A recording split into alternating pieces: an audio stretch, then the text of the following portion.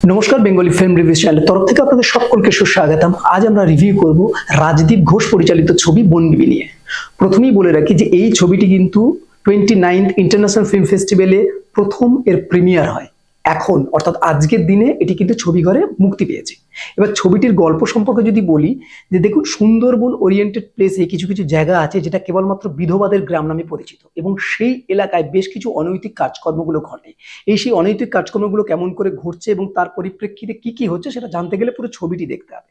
এবার আপনাদের মনে হতে পারে যে এই জাতীয় গল্প আবার প্রলয় আমরা দেখেছি, এবং শুধু তাই নয়, এই বিধবা ওরিয়েন্টেড গল্প আমরা রাজর্ষি দের ছবি ইদানিং যেটা মুক্তি পেয়েছে সেটা বেনারসে, অবশ্যই সে বেনারসে যে বিধবাদের উপর কিরকম ভাবে ক্রাইম ফ্যাক্টরটা চলছে সেই বিষয়কে নিয়ে গল্পটা তৈরি করা হয়েছে। এখানেও সেই একই জিনিস দেখানো হয়েছে, সুন্দরবন ওরিয়েন্টেড প্লেসকে নিয়ে দেখানো হয়েছে।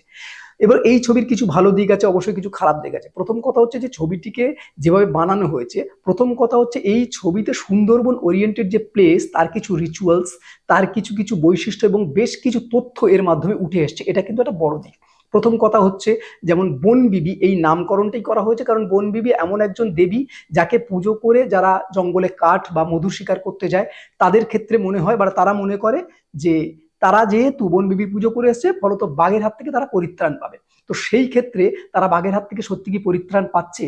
শুধু জঙ্গলে বাঘ কেন, ডাঙায়ও তো মানুষরূপী অনেক বাঘ রয়েছে, তাদের হাত থেকে কিভাবে পরিত্রাণ পাওয়া যাবে? এই মেটাফরটা কিন্তু খুব সুন্দর করে উঠে এসেছে ছবির মধ্যে।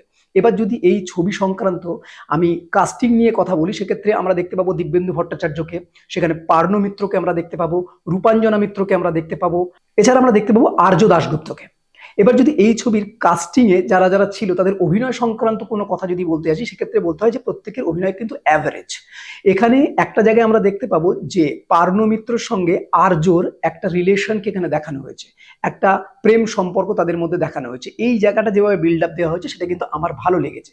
এছাড়া যদি বাকি সকলের অভিনয় বলছে, এখানে দিব্যেন্দু ভট্টাচার্যকে আমরা দেখতে পাবো একজন মুখ্য ভিলেনের ভূমিকায়। সেক্ষেত্রে তার অভিনয় যে খুব হাইলাইটেড হয়েছে এরকম কিছু বলবো না, সেটা আমি নেগেটিভ অঞ্চলে বলছি, কিন্তু মূলত যে কাজ তিনি করিয়েছেন সেটা খুব খারাপ না হলেও অ্যাভারেজ একটা গতি এখানে রেখে গেছে।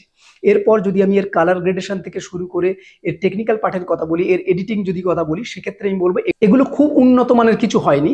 তবে তবে মোটামুটি তথ্যগুলোকে তুলে আনার জন্য যে ধরনের ভিডিওগ্রাফি বা যে ধরনের এডিটিং দরকার বা কালার গ্রেডেশন দরকার সেটুকু ছিল এর মধ্যে। খুব হাইলাইটেড না হলেও বলতে হয় যে অ্যাভারেজলি এটা চলে গেছে। ব্যাকগ্রাউন্ড মিউজিকটা আমি যদি বলি সেটা নেগেটিভ পয়েন্টের মধ্যে রাখবো, কারণ আমার এই ছবির ব্যাকগ্রাউন্ড মিউজিকটা সেভাবে পছন্দ হয়নি। কারণ সুন্দরবন ওরিয়েন্টেড যে কাজকর্মগুলো, যদি আমি খুব সম্প্রতি যে কাজ আবার প্রলয়ের কথা তুলে আসি, সেখানে যেভাবে ব্যাকগ্রাউন্ড মিউজিকগুলোকে প্রডিউস করা হয়েছিল সে তুলনায় বলতে গেলে এটা কিন্তু খুবই জোলো লাগে। এই ছবির মধ্যে বিভিন্ন উপপ্লট রয়েছে, সেই প্লটগুলোকে এমনভাবে ঘেঁটে গেছে যে শেষ পর্যন্ত এই ছবিটি কি মেসেজ দিয়ে শেষ করতে চাইছে সেটা কিন্তু মানুষের কাছে খুব একটা স্পষ্ট হয়ে উঠছে না।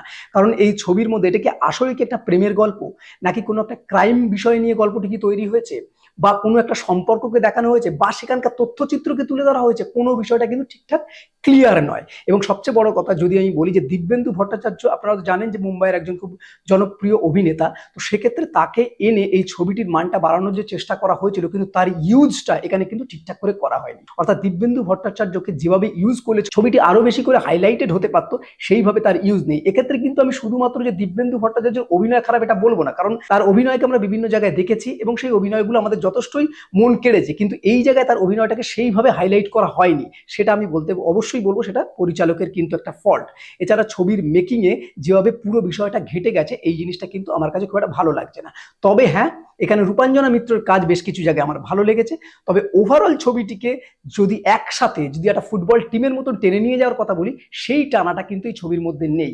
তবে ওভারঅল বাংলা সিনেমা হিসেবে অন্যান্য যে ছবিগুলো আমরা দেখছি সেই তুলনায় আমি যদি বলি, ইদানিং ছবির কথা যদি বলি, দারোগা মামুর কীর্তি, সেইটা যদি দেখার পর কেউ এই বনবিবি ছবিটি দেখে, তার কাছে কিন্তু ফার বেটার বলে মনে হবে। তো সেক্ষেত্রে বলবো যে ছবিটি খুব বেশি উন্নত মানের কিছু নয়, আবার একেবারে নিম্ন মানের নয়, একটা অ্যাভারেজ মাত্রা রেখেছে, এটুকু বলতে পারি। বাকিটি ছবিটি আপনারা দেখুন এবং দেখার পরে অবশ্যই জানান যে ছবিটি কেমন ছিল। এই হলো ওভারঅল রিভিউ। এরকম নতুন নতুন রিভিউ যাতে বেঙ্গলি ফিল্ম রিভিউজ দেখতে থাকুন।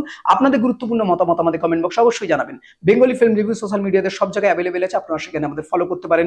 বাংলা সিনেমাকে এগিয়ে রাখুন, বাংলা সিনেমার পাশে থাকুন। Thanks for watching.